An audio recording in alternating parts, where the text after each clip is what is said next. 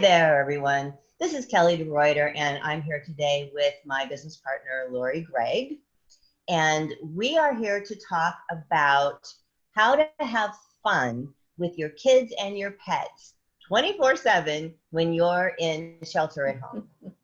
Now, what I want you to know is that we just got done doing another video about how to have fun when it's hard to have fun and you don't feel like having fun. And we actually coached Lori on that because Lori was having a bit of a challenge having fun with the videos. So be sure and watch that video. Now, we called in Metatron for that video, so he's already in and he's ready to go for this one. We're also going to call in St. Francis of Assisi here in a moment. And for those of you who don't know who that is, St. Francis had a tremendous affinity with animals. So he is really good at communicating with animals, understanding animals, having compassion and love for animals.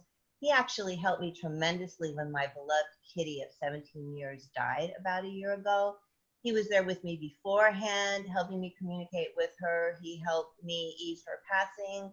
And then he helped me a lot by telling me what happened after she passed and how he took care of her and how happy she was. And anyway, he's an awesome dude, really awesome. So I'm going to let Lori call him in, and then I'm going to start with Metatron and ask him questions about the kids, and then we'll have St. Francis answer questions about the pets. All right, Lori, take it away. Okay. St. Francis, give me a signal.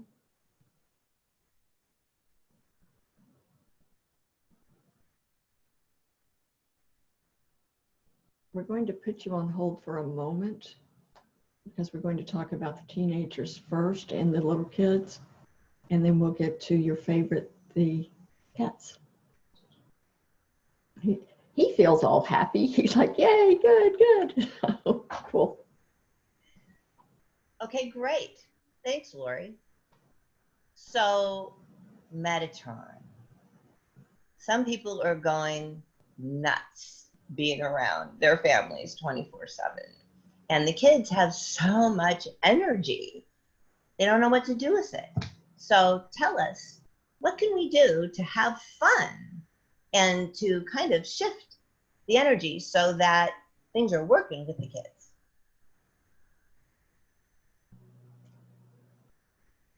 I want everyone to realize in the beginning that your children are a piece of you.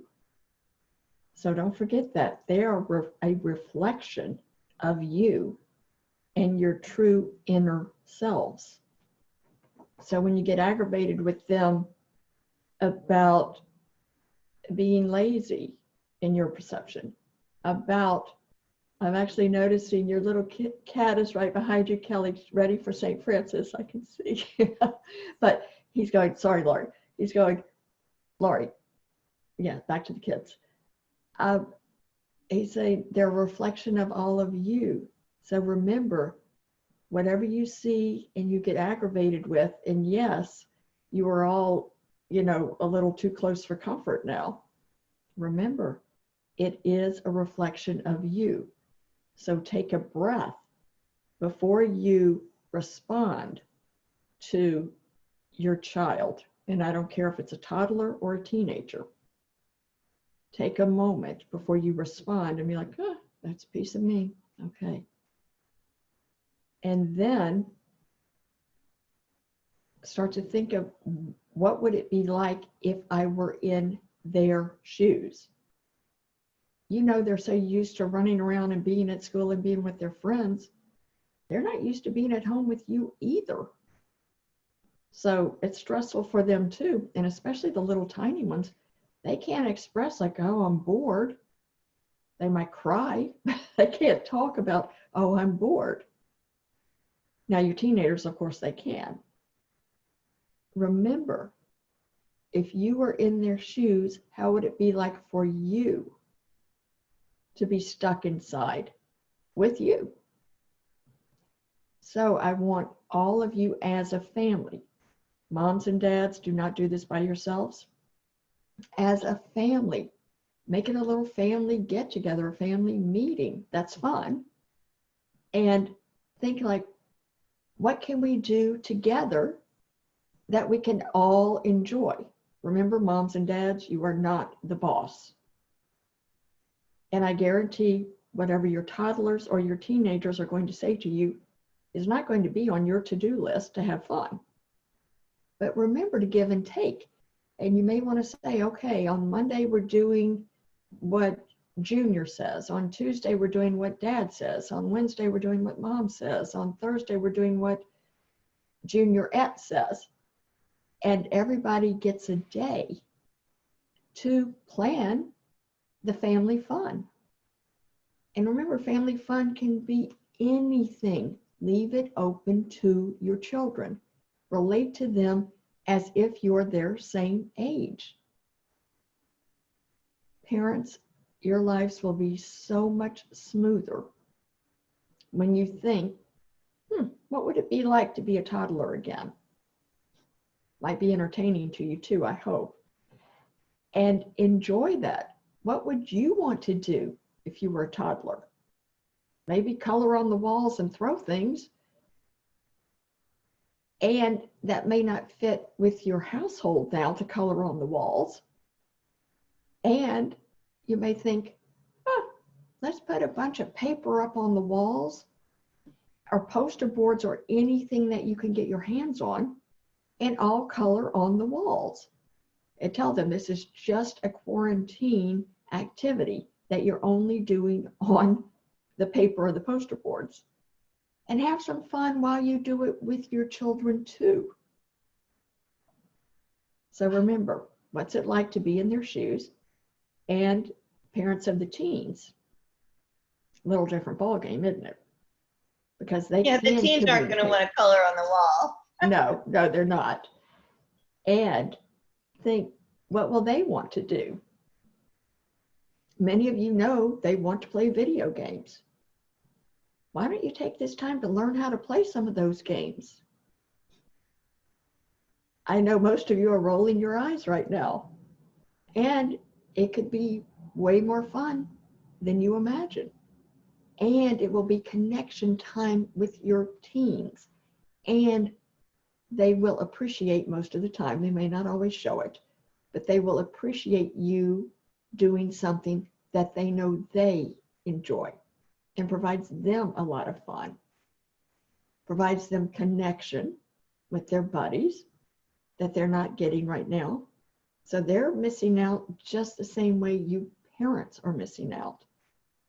So be able to step in with them and just communicate with everybody. Don't keep pretending like it's a happy day like every other day. No, things are different in the world now. And it is a chance for all of you to go inside. Now, I'm not suggesting you tell your teens to go inside and discover themselves, although a few of them would enjoy that. Most of them will roll their eyes at you, though. But you take the time to connect to them. And remember, they are a piece of you. They are a part of you. And some of you have stepchildren. Some of you have kids that are not a part of you. It's still the same. Take this more peaceful time that's not so many activities going on where you can connect with these stepchildren, these adopted children, children that are not a piece of you. This is the perfect time for reconnection. Any projects you can decide? Kelly, go ahead. Well, I just wanted to jump in and add something to doing the video games with teenagers. They're going to cream you. I'll tell you right now. My boy's dad did that, and they creamed him because, of course, they're really good at it, and you're not. But don't let that stop you. Don't feel like, well, I'm not any good at it. They just named him Sir Shot-a-Lot because he'd get shot down all the time, and they just had fun with it. So I just wanted to throw that in. Cool. And they're saying, and don't get aggravated and frustrated. Remember, they've been playing these games for years and years, which has been aggravating most of you. So, It's, well, and ain't that the truth? yeah. Good. Okay. Anything else before we talk to St. Francis?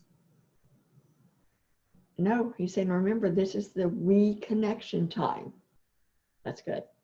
Good. Okay.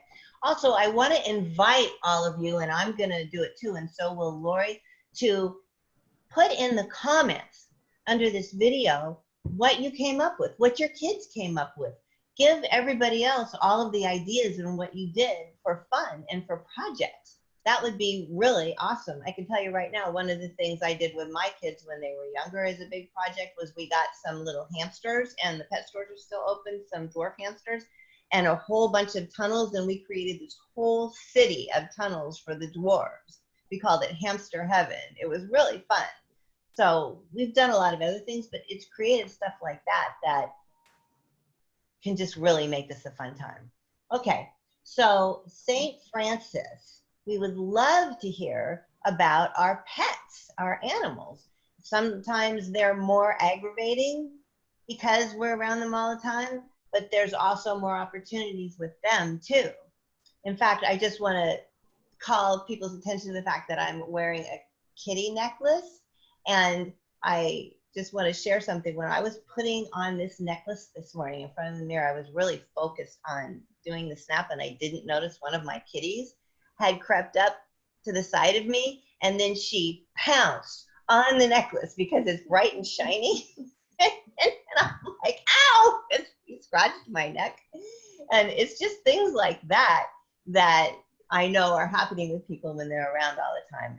And I just laughed and told her to get back down. But anyway, okay, St. Francis, go for it. St. Francis,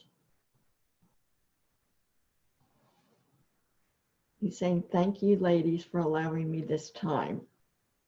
All of your animals are going to appreciate this. Remember, they love you the most. And this time is a beautiful time for all of them, because you're right there all the time now. They used to be upset when you take off for work and take off for events and all of this.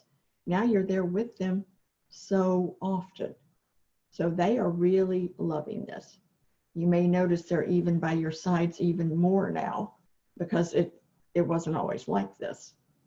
So know they're appreciating this, and they could be like right on top of you where it would aggravate you and you'd want like a little space. They don't need the space at all. It's you humans who want the space. I request that you be kind to your animals at all times. And remember, they love you no matter what. A pet's love is the true unconditional love. As you know, you could scream and yell at a pet for doing something. They'll be right at your feet, the very next evening. Like, I love you, I love you, I love you. So don't forget that. And most of them are ready for hugs and snuggles, which we all need at this time. Appreciate these beautiful pets. And no, I'm not saying to abuse them in the least, but no, it's unconditional love. They love you no matter what. They are so much easier than humans because they come scampering back to you or sliding next to you because they are so appreciative. In these homes, their lives are so much easier than they would ever be, out in the wild or anywhere else. Have patience with your animals. They love you no matter what. They appreciate you no matter what. Remember that they are so much easier than most humans because they don't have the same grudge holding mindset that so many humans seem to carry along with them. And so that alone, enjoy. Yeah, that alone is something that can really help, that helps me if I get aggravated with them. Like, my dog is very well trained, but my cats, they're only a year old. They're on the table, they're on the counters. I turn around, they're eating the pizza, And I just remember, you know what? They love me no matter what. They snuggle up no matter what, and I appreciate that so much. I can deal with a little bit of aggravating behavior. So, is there anything else, St. Francis, you want to say to wrap up, or are we good? I just appreciate the love from your pets. No, that's good. That's good. Right. All right. Lori, anything you want to add? I tell you, I am in a more fun, happy place. So thank Yay! all of you. Yes, yes. You notice the ribbon in her hair, everybody? Yes, I wouldn't clip this on just for the fun of it, you know? Yes, she's having fun. So be sure and see the other video about learning to have fun and let go that we're going to release too, that we did right before this one. Yes, it helped me tremendously. So make sure, I want you guys to all be happy and have fun too. So. Great. Okay. So thank you all. Yes, thank you all. Have fun with your families. Remember, put in the comments some of the ideas that you came up with. We'd love to see them. Have a great weekend. Yes, yes. Bye-bye.